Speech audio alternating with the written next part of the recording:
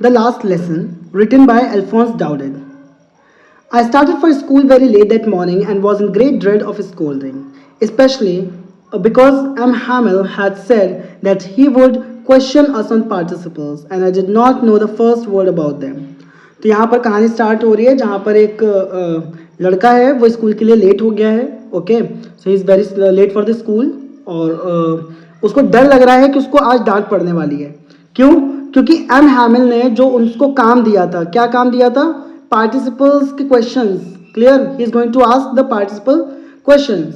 Okay, और उसने वो काम नहीं किया है, उसको एक शब्द भी उसके बारे में कुछ नहीं पता है. For a moment I thought of running away and spending the day out of doors. तो कहता है कि एक पल के लिए मुझे तो लगा कि भाई मैं यहाँ से भाग जाऊँ और आज का पूरा दिन कहीं बाहर बिताऊँ. I was it was so warm, so bright. The birds were chirping at the edge of the woods. इतना अच्छा मौसम है, एकदम गर्म, एकदम ठीक है, खुला आसमान. ठीक है, और जो बर्ड्स हैं उनकी चहचहाने की आवाज़ आ रही है at the edge of wood, मतलब पेड़ के किनारे बैठकर वो ठीक है गा रही हैं. And in the open field back of the saw mill the Persian soldiers were drilling. और सॉ मिल के पीछे एक बहुत बड़ा ओपन फील्ड है. ओके, वहाँ पर क्या हो रहा है? पर्शियन सोल्जर्स ने वो ड्रिलिंग कर रहे हैं. ड्रिलिंग मतलब परेड कर रहे हैं, मार्च कर रहे हैं. Okay, it was all much more tempting than the rules of participles. Clear? ये सारी चीज़ें जो हैं वो इतना ज़्यादा आकर्षित कर रही हैं इसको अपनी तरफ. ठीक है, रूल ऑफ पार्टिसिपल्स के कंपैरिजन में, मतलब उसको ये सारी चीज़ें ज़्यादा अच्छी लग रही है, पार्टिसिपल्स इतने अच्छे नहीं लग रहे हैं. But I had the strength to resist and hurried off to school. लेकिन कह रहा है मेरे पास इतनी हिम्मत थी कि मैं इन सब चीज़ों को, इन थॉट को अलग हटा सकूँ और फिर मैं स्कूल की तरफ चला गया. When I passed the town hall, there was a crowd in front of the bulletin board. जब टाउन हॉल से वो निकल रहा था तो बहुत ज़्यादा भीड़ थी. कहाँ पर? बुलेटिन बोर्ड के सामने. Okay, for the last 2 years all the bad news had come from there. पिछले 2 साल में जितनी भी बुरी खबरें आई हैं वो वहीं उसी बुलेटिन बोर्ड से आई हैं. जैसे the lost battles, the draft, the orders of the commanding officer, and I thought to myself without stopping, what can be the matter now? फिर सोचता है क्या अब क्या बात हो गई, अब क्या मैटर हो गया कि जो यहाँ पे इतनी भीड़ जमा है. Okay, then as I hurried by as fast as I could go, the blacksmith watcher who was there with his apprentice reading the bulletin called after me. फिर कह रहा है जैसे ही मैं वहाँ से जितना तेज जा सकता था मैं बस जा ही रहा था वहाँ पर, क्लियर, वहाँ से निकल रहा था, तभी एक ब्लैक स्मिथ कौन होता है? लोहार. ठीक है, वॉचर. ओके, उसका नाम होगा मे बी. तो वॉचर जो था उसने उसको आवाज़ दी और वो वहाँ पर अपने अप्रेंटिस के साथ था, साथ में सहकर्मी जो होता है. क्लियर? उसके साथ जो काम उसके अंडर में करता है वो अप्रेंटिस होता है. ओके, तो अप्रेंटिस साथ में था और वहाँ पे बुलेटिन बोर्ड पे वो लोग पढ़ रहे थे और फिर अचानक से वो जो ब्लैक स्मिथ था वो आवाज़ लगाता है इस लड़के को. Okay, don't go so fast bub, you'll get to your school in plenty of time. तो क्या कहता है? इतनी तेज मत जाओ लड़के, तुम स्कूल आराम से पहुंच जाओगे, टाइम पर पहुंच जाओगे. I thought he was making fun of me and reached M Hamill's little garden all out of breath. तो इस लड़के को क्या लगता है? ये लगता है कि ये जो ब्लैक स्मिथ है वो उसका मजाक बना रहा है. ओके, और वो जैसे तैसे एम हैमिल के गार्डन तक पहुंच जाता है. एम हैमिल जो उसके टीचर है उनके गार्डन तक जैसे तैसे एक सांस में पहुंच जाता है. Usually when school began there was a great bustle which could be heard out in the street. तो वो क्या कह रहा है? कह रहा है कि अक्सर जब स्कूल शुरू होता था तो बहुत ज़्यादा अफरा तफरी मची होती थी बाहर. ठीक है, खास तौर पर ठीक है रोड पर, जो बाहर की जो सड़क है वहाँ पर, और ये सारी अफरा तफरी सुनी जा सकती थी स्कूल के अंदर की. The opening and closing of desk. अच्छा, किस तरीके की आवाज़ें, किस तरीके की अफरा तफरी मची होती थी? ठीक है, the opening and closing of desk, bar bar desk को ओपन कर रहे हैं, क्लोज कर रहे हैं, तो ये आवाज़ें आती थी. लेसन्स रिपीटेड इन यूनिसन, जो यूनिसन मतलब एक साथ, टुगेदर. तो जो लेसन रीड करते हैं, या जैसे आपने देखा होगा छोटे स्टूडेंट्स होते हैं जूनियर क्लास के, लाइक प्री प्राइमरी, तो वो बोल कर चिल्ला कर पढ़ते हैं. Okay, A for apple, B for ball, like they do it that. तो उस तरीके से lessons repeated in unison very loud with our hands over our ears to understand better. इतना तेज बोलते थे और सारे बच्चे अपने कान बंद करके पूरी ताकत से ठीक है बोलते थे ताकि अच्छे से याद हो जाए. Okay, and teachers great ruler rapping on the table. और टीचर का जो एक रूलर होता था वो बार बार उसको टेबल पर मारते रहते थे. But now it was also still. लेकिन अभी सब कुछ एकदम शांत है यहाँ पर. ओके, ऐसा कुछ भी नहीं हो रहा है. I had counted on the commotion to get to my desk without being seen, but of course that day everything had to be as quiet as Sunday morning. तो क्या कहता है? कहता है कि मुझे मतलब ये सारी चीज़ें मैंने देखी और मुझे जैसे तैसे अपनी डेस्क पर पहुंचना था। लेकिन उस दिन सब कुछ ऐसे शांत था जैसे कोई संडे की सुबह हो। Okay, so is comparing that day as Sunday morning. Through the window I saw my classmates already in their places and M Hamel walking up and down with his terrible iron ruler under his arm. तो वो क्या देखता है, खिड़की से देखता है, अभी क्लास में नहीं आया, वो खिड़की से देखता है कि उसके सारे क्लासमेट्स जो हैं, उसके सहपाठी जितने भी हैं, वो सब अपनी जगह पर पहले से ही बैठे हुए हैं। और जो एम हैमिल जो उसके टीचर हैं वो क्लास में चल रहे हैं वहाँ पे, और उनका जो रूलर है, आयरन रूलर है, वो उनके ठीक है आर्म के नीचे उन्होंने दबा रखा है। I had to open the door and go in before everybody. You can imagine how I blushed and how frightened I was. कहता है कि मुझे दरवाज़ा खोल के सबके सामने से जाना पड़ेगा। आप सोच सकते हैं कि मुझे कितनी शर्म आ रही होगी, I blushed, और कितना डर लग रहा होगा। But nothing happened. Anna Hamel saw me and said very kindly, "Go to your place quickly, little Franz. We were beginning without you." तो कुछ नहीं होता है, एम हैमिल उसको देख लेते हैं और कहते हैं ठीक है अपनी जगह पर जल्दी से पहुंचो फ्रांस, ठीक है छोटे Franz, we were beginning without you, हम तुम्हारे बिना ही शुरू कर रहे थे। Okay okay, I jumped over the bench and sat down at my desk.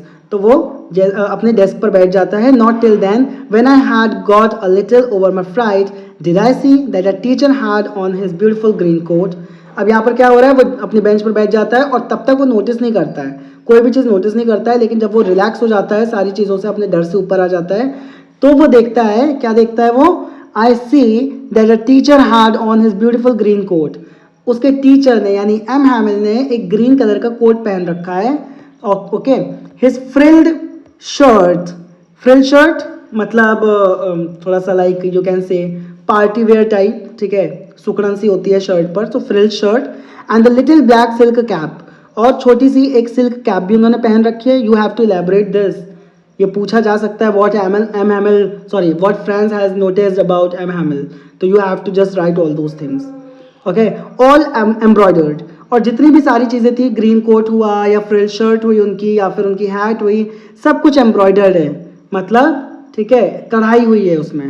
Okay, that he never wore except on inspection and prizes. अच्छा, ये वो ड्रेस कब पहनते थे, जब कोई स्पेशल ओकेजन होता था, जैसे इंस्पेक्शन डे होता था या प्राइज डिस्ट्रीब्यूशन डे होता था, तब पहनते थे। लेकिन आज ही उन्होंने ये ड्रेस पहन रखी है। तो this is the first thing that he noticed. What? Okay. Beside the whole school seemed so strange and solemn. But the thing that surprised me most was to see on the back benches that were always empty. अब सबसे ज़्यादा उसको आश्चर्य कब होता है, वो तब होता है जब उसको वो देखता है कि पीछे की जो बेंचेस हैं जो अक्सर खाली रहती थी, the village people sitting quietly like ourselves. Okay, वहाँ पर गांव के लोग बैठे हुए हैं जैसे बाकी स्टूडेंट्स बैठे हुए हैं। अच्छा, गांव के लोगों में कौन कौन बैठा हुआ है, old Hauser with his three cornered hat, तो एक हाउसर बैठा हुआ है वहाँ पर जिसकी 3 कोने की एक हैट है, एंड द फॉर्मर मेयर जो पहले मेयर रह चुके हैं, द फॉर्मर पोस्ट मास्टर जो पहले पोस्ट मास्टर रह चुके हैं, एंड सेवरल अदर बिसाइड्स, और बाकी लोग भी पीछे उनके अगल बगल बैठे हुए हैं। एवरीबडी लुक्ड सैड, और हर कोई एकदम सैड है, एकदम निराश है। क्यों है? And Hauser had brought an old primer, और हाउसर एक ओल्ड प्राइमर लेकर आया हुआ है, thumbed at the edges, and he held it open on his knees with his great spectacles lying across the pages. तो ओल्ड प्राइमर लेकर आया है, उसको खोलता है वो और अपने घुटनों पर रख लेता है, एंड उसके ऊपर उसका चश्मा रखा होता है। While I was wondering about it all, M. Hamill mounted his chair and in the same grave and gentle tone which he had used to me said. तो अब वो क्या कह रहा है, जब मैं ये सब सोच ही रहा था, जब समझ ही रहा था सारी चीज़ें, तो एम हैमिल ठीक है अपनी चेयर को माउंट करते हैं ऊपर को, क्लियर, और जिस भारी आवाज़ में, जिस सीरियसनेस में उन्होंने फ्रांस को बोला था कि छोटे फ्रांस अपनी जगह पर बैठो, हम तुम्हें बिना ही शुरू कर रहे थे, ये बात उन्होंने बोली थी उसी टोन में, ठीक है, same grave and gentle tone, ठीक है। वो एक और बात बोलते हैं, क्या बोलते हैं, my children this is the last lesson I shell give you, ठीक है, मेरे बच्चों आज ये आखिरी चैप्टर है, आखिरी लेसन है जो मैं तुम्हें पढ़ाऊंगा। The order has come from Berlin to teach only German in the schools of Alsace and Lorraine. Berlin से ऑर्डर आ चुका है, क्या ऑर्डर आ गया है कि सिर्फ जर्मन पढ़ाई जाएगी अल्ससे और लोरेंस के स्कूल में। ओके, तो ये 2 जगह हैं जो युद्ध का माहौल हुआ होगा मे बी, क्योंकि चैप्टर की स्टार्टिंग में फ्रांस ने बात बोला है कि बुलेटिन बोर्ड से ही वॉर्स के और बाकी चीज़ों के बारे में खबर आती थी। तो अब ये हो गया है डिसीजन कि अल्ससे और लोरेन में अब फ्रेंच नहीं पढ़ाई जाएगी, अब जर्मन पढ़ाई जाएगी। The new master comes tomorrow, और जो आपके नए टीचर हैं वो कल आ जाएंगे. This is your last French lesson, यह आपका आखिरी फ्रेंच लेसन है. I want you to be very attentive, और मैं चाहता हूँ कि आप पूरा ध्यान बना के रखें. What a thunder clap these words were to me, कह रहा एकदम बिजली की तरह ये शब्द मेरे ऊपर गिरे. Oh the riches, that was what they had put up at the town hall. कह रहे ओ अब समझ में आया कि टाउन हॉल में उन्होंने क्या लिखा हुआ था, क्योंकि वहाँ पे सब लोग इकट्ठा थे. ओके तो उसको अब समझ में आई ये बात. तो अगर क्वेश्चन आता है कि टाउन हॉल के बोर्ड पे, बुलेटिन बोर्ड पे क्या लिखा था, तो क्या लिखा था, the order has come from the Berlin to teach only German in the schools of Alsace and Lorraine. Okay this was the order. तो अब उसको पूरी बात समझ में आ जाती है. My last French lesson, why I hardly knew how to write. तो क्या कहता है, कहता है मेरा आखिरी फ्रेंच लेसन, मुझे तो आता भी नहीं है प्रॉपर लिखना. I should never learn any more, और अब तो मैं आगे सीख भी नहीं पाऊंगा. I must stop there then, कह रहा अब मुझे यहीं रुकना पड़ेगा. Oh how sorry I was for not learning my lessons, for seeking birds eggs और going sliding on the Saar my books. Okay अब क्या कहता है, वो कहता है कि ठीक है कितना मतलब अब उसको पश्चाताप, सॉरी उसको बुरा लग रहा है, उसको रिग्रेट हो रहा है, क्लियर, कि उसने अपने फ्रेंच लेसन्स नहीं सीखे हैं. वो क्लास में ध्यान नहीं देता था. ठीक है वो क्या करता था, वो चिड़ियों के अंडों को देखता था, ठीक है इधर उधर घूमता रहता था, ये सारे काम करता था. My books that had seemed such a nuisance a while ago, so heavy to carry, my grammar and my history of the saints were old friends now that I couldn't give up. तो क्या कहता है, अभी जो किताबें उसको भारी लग रही थी, ठीक है बेकार लग रही थी, और जो उसकी ग्रामर की बुक और हिस्ट्री की बुक जो सेंट्स के बारे में थी, अब वो उसकी पुरानी दोस्त हो जाएंगी. ओके वो कह रहा है कि मैं ये सब नहीं छोड़ सकता हूँ. एंड एम हैमिल टू, और मैं एम हैमिल को भी नहीं छोड़ सकता हूँ. The idea that he was going away, that I should never see him again. तो कह रहा कि ये बात सोच में ही मतलब इतना खतरनाक लग रही है उसको, इतनी डरावनी लग रही है कि अब एम हैमिल से वो कभी नहीं मिलेगा. Made me forget all about his ruler and how cranky he was. ठीक है इस बात से वो सब भूल गया कि उनका जो रूलर था और कितना चिड़चिड़े टाइप से वो पढ़ाते थे, ये सारी बातें वो भूल गया क्योंकि अब वो अपने टीचर से और नहीं मिलेगा. Poor man, it was in honor for this last lesson that he had put on his fine Sunday clothes. Okay तो कह रहे बेचारे, मतलब उसको बेचारे वाली भावना आ रही है अपने टीचर को लेकर. कह रहा कि अच्छा क्योंकि आज ये उनका आखिरी लेसन है और उसी के ऑनर में, ठीक है उसी के रिस्पेक्ट में उन्होंने अपने इतने इंपॉर्टेंट कपड़े पहने हुए हैं जो खास तौर पे वो ओकेजन्स पर पहनते थे. And now I understand why the old men of the village were sitting there in the back of the room. और कह रहा है अब मुझे समझ में आया कि जो लोग वहाँ पर बैठे हुए हैं गाँव के क्लास में पीछे, वो क्यों बैठे हुए हैं. It was because they were sorry, क्योंकि उनको ठीक है बुरा लग रहा है. किस बात का बुरा लग रहा है, that they had not gone to school more, कि वो ज़्यादा स्कूल में पढ़ाई नहीं कर पाए. It was their way of thanking our masters for his 40 years of faithful service. Okay तो क्या कहता है कि ये उनका तरीका है कि जो हमारे मास्टर्स हैं उनका शुक्रिया अदा कर रहे हैं वो बाकी लोग अपने उनके 40 साल की फेथफुल सर्विस के लिए. तो एम हैमिल को कितना टाइम हो गया है पढ़ाते हुए, 40 years. And of showing their respect for the country that was theirs no more, और अपने देश के लिए जो उनका रिस्पेक्ट है, जो इज्जत है, सम्मान है, वो दिखाने की कोशिश कर रहे हैं जो उनका देश अब नहीं रहा, क्योंकि अब वहाँ पर जर्मन रूल है. Okay While I was thinking of all this, I heard my name called. कह रहा मैं बस यही सब सारी चीज़ें सोच ही रहा था, तभी मुझे मेरा नाम सुनाई दिया. It was my turn to recite. अब मेरी बारी थी पढ़ने की. Recite का मतलब रीड करना, पढ़ना. What would I not have given to be able to say that dreadful rule of the participle all through, very loud and clear and without one mistake. तो कह रहा है कि चाहे कुछ भी हो जाए, अब तो मुझे पार्टिसिपल एक बार में बहुत अच्छे से एकदम अच्छे तरीके से पढ़ना है बिना एक भी गलती के. But I got mixed up on the first words. लेकिन होता क्या है, वो पहले ही शब्द में फंस जाता है और वहीं पर खड़ा रहता है. Holding on to my desk, my heart beating and not daring to look up. ठीक है तो अपनी बेंच को पकड़ लेता है वो, उसका दिल बहुत ज़ोर से धड़क रहा है क्योंकि उसको लग रहा है कि अब उसको डांट पड़ेगी, और ऊपर देखने की भी हिम्मत नहीं कर रहा है. आई हर्ड एम हैमिल से टू मी, और कहते हैं मैंने सुना एम हैमिल ने मुझसे क्या कहा उन्होंने. I won't scold you little Franz. तो कहते हैं कि मैं तुम्हें नहीं डांटूंगा छोटे फ्रांस. You must feel bad enough, लेकिन तुम्हें बुरा लगना चाहिए. Okay see how it is. Every day we have said to ourselves, but I have plenty of time, I learn it tomorrow. तो क्या कहते हैं वो, देखो कैसे होते हैं सारी चीज़ें. ठीक है हर दिन हम खुद से क्या कहते हैं कि हमारे पास बहुत सारा समय है, हम ये ठीक है, कल कर लेंगे या कल सीख लेंगे। And now you see where we have come out, और देखो अब हम कहाँ आ गए हैं। That's the great trouble with Alsace, she puts off learning till tomorrow.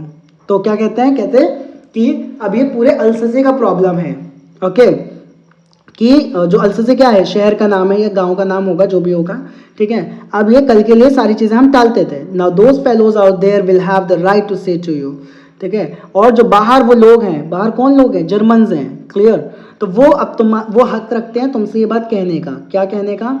How is it you pretend to be Frenchman and yet you can neither speak nor write your own language. तो अब वो लोग क्या कहेंगे, कैसे हो सकता है ये, हैं, तुम खुद को फ्रेंचमैन कहते हो, तुम तो लिखना भी नहीं जानते, पढ़ना भी नहीं जानते अपनी भाषा को, क्लियर। तो वो ये बातें बोलेंगे। But you are not the worst poor little Franz, we have all a great deal to reproach ourselves with. कह रहे कि सिर्फ तुम्हारी प्रॉब्लम नहीं है फ्रांस, ये सभी के साथ प्रॉब्लम है और हमने ही ये गलती की है। ओके, हम सबकी गलती है। Your parents were not anxious enough to have you learn. तुम्हारे जो पेरेंट्स हैं, तुम्हारे माँ बाप हैं, ठीक है, वो कभी भी इतने मतलब उनको ज़रूरत ही नहीं लगी कि तुम्हें कुछ सिखाएं। They prefer to put you to work on the farm or at the mills. उन्होंने हमेशा इस बात को प्राथमिकता दी, इस बात को प्रायोरिटी दी कि तुम जाके फार्म में काम करो और मिल्स में काम करो, so as to have a little more money, ताकि थोड़ा और पैसा कमाया जा सके। एंड आई, तो क्या कहते हैं, और मैंने क्या किया, I being to blame also, मुझे भी दोषी बनाना चाहिए, मुझे भी दोष देना चाहिए इस बात को लेकर। Have I not often sent you to water my flowers instead of learning your lesson. कह रहा क्या मैं तुम्हें अक्सर नहीं भेजा करता था अपने पौधों को पानी डालने के लिए, जब तुम्हें पढ़ना चाहिए तब मैं तुम्हें पौधों में पानी डालने के लिए भेज रहा हूँ। तो वो ये बात बोलते हैं। And when I wanted to go fishing did I not just give you a holiday. और जब मैं मछली पकड़ने के लिए जाना चाहता था, मैं तुम्हारी छुट्टी कर देता था, क्लियर। तो ये वो खुद को भी रिग्रेट कर रहे हैं कि वो नहीं सिखा पाए, ठीक है, फ्रांस को। तो यहाँ पे टीचर और स्टूडेंट दोनों की गलती दिखाई है, इवन पेरेंट्स की भी दिखाई गई है। Okay, then from one thing to another M Hamel went on to talk of the French language. अब यहाँ फ्रांस क्या सोच रहा है या खुद से बातें कर रहा है कि जो एम हैमिल है वो एक से बात दूसरी, दूसरी से तीसरी बात करते गए और फ्रेंच लैंग्वेज सिखाते गए। ओके, कि फ्रेंच ऐसी है, फ्रेंच वैसी है, saying that it was the most beautiful. Okay, तो क्या बोला उन्होंने कि जो फ्रेंच लैंग्वेज है वो most beautiful language in the world है, दुनिया की सबसे सुंदर भाषा है। Okay, the clear is the most logical that we must guard it among us and never forget it. Clear, सबसे साफ, सबसे लॉजिकल, ठीक है, और हमें इसकी रक्षा करनी चाहिए। ओके, और हमें इसको कभी भूलना नहीं चाहिए। Because when people are enslaved as long as they hold fast on their language it is as if they had the key to their prison. अच्छा, ये बहुत बड़ी बात उन्होंने बोली है। अच्छा, लैंग्वेज का एक प्लस पॉइंट क्या बताया उन्होंने, तो it can be like a question, why we should guard our own language. ये क्वेश्चन आ सकता है। Because when a people are enslaved, जब लोगों को गुलाम बनाया गया था, ठीक है, तो as long as they hold fast on their to their language, जितने लोगों का अपनी भाषा पे कमांड था, जितने लोगों को वो भाषा आती थी, it is as if they had the key to their prison. तो ऐसा लगता था कि जैसे उनके पास उस जेल की, उस गुलामी की चाबी हो, ठीक है, गुलामी से निकलने की चाबी हो। Then he opened a grammar and read us our lesson. फिर उन्होंने ग्रामर की बुक खोली और हमें उसका पाठ पढ़ाना शुरू किया। I was amazed to see how well I understood it. तो क्या कहता है, कहता है यार कितना अच्छा है, मतलब मुझे कितने आसानी से सारी चीज़ें समझ में आ गई। All he said seemed so easy, so easy. तो क्या कहता है कि जो भी उन्होंने पढ़ाया मुझे सब कुछ साफ साफ समझ में आ गया। I think too that I had never listen so carefully. तो क्या कहता है कि मैंने कोई भी चीज़ इतनी केयरफुली, इतने ध्यान से नहीं सुनी थी। And that he had never explain everything with so much of patience. तो दोनों की गलती यहाँ पर बताई गई है। ना फ्रांस ने कभी इतने आसानी से सुनी, इतने आराम से सुनी, इतने ध्यान से सुनी, और ना एम हैमिल ने कभी इतने धैर्यपूर्वक उसको ये चीज़ें एक्सप्लेन की। It seemed almost as if the poor man wanted to give us all he knew. ऐसा लग रहा था जैसे वो बेचारा इंसान वो सब कुछ हमें दे देना चाहता है बिफोर गोइंग अवे, जाने से पहले।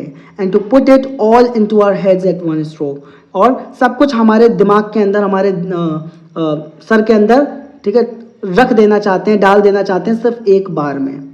After the grammar we had a lesson in writing. तो ग्रामर के बाद हमारा जो लेसन था वो राइटिंग में था। That day M Hamel had new copies for us. ठीक है, तो उस दिन क्या हुआ, एम हैमिल सबके लिए नई कॉपीज लेकर आए थे, written in the beautiful round hand. ठीक है, तो सारी कॉपीज़ के ऊपर एक बहुत खूबसूरत राइटिंग में लिखा हुआ था France Alsace, France Alsace. Okay, they look like little flags floating everywhere in the school room. ऐसा लग रही थी वो कॉपीज़ जैसे, ठीक है, छोटे छोटे झंडे जो हैं वो पूरे क्लासरूम में हों। Hung from the rod at the top of a desk, you ought to have seen how everyone set to work. Okay, तो अब यहाँ पर सारे लोग अपने काम करने बैठ गए, and how quite it was, और कोई भी शोर नहीं हो रहा है, कुछ नहीं हो रहा है, एकदम शांति वहाँ पे बनी हुई है।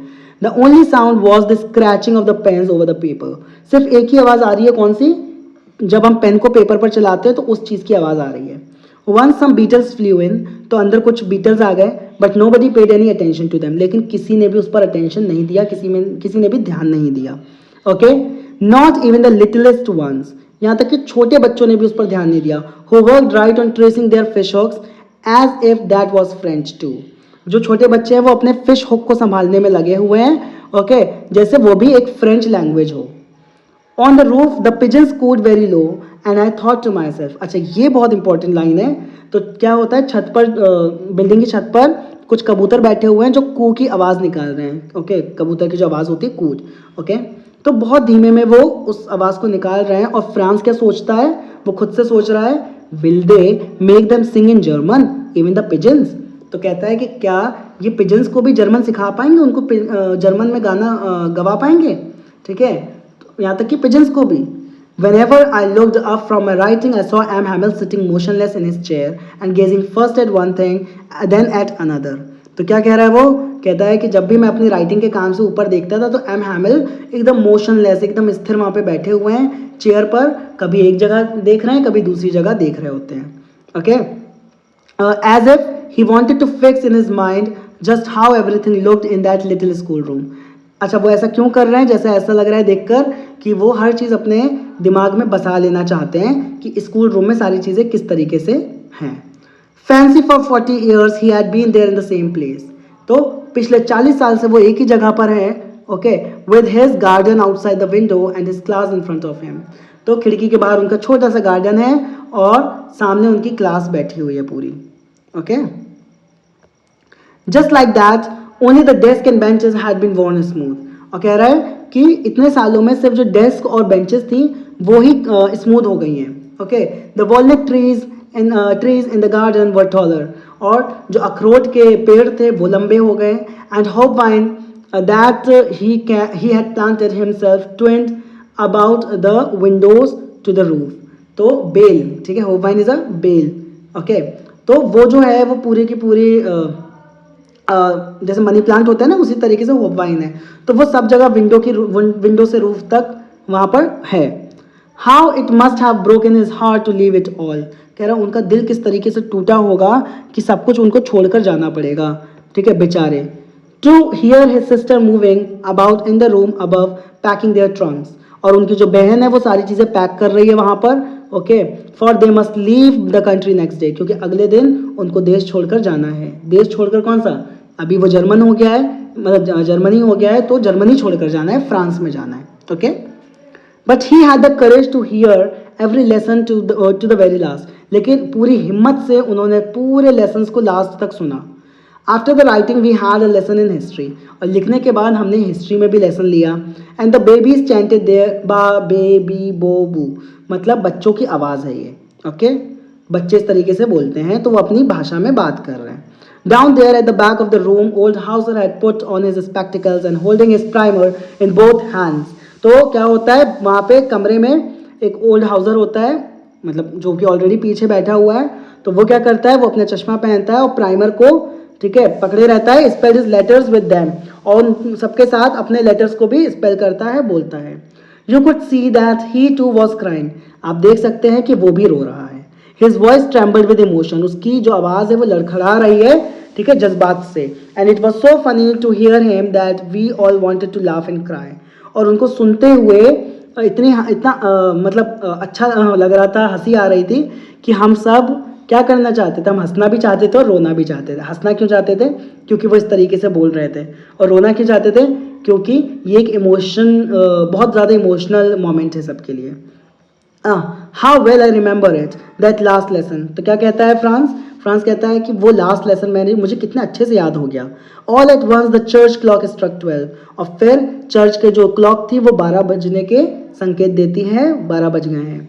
Then the Angelus, at the same moment the trumpets of the Persian returning from drill sounded under our Windows.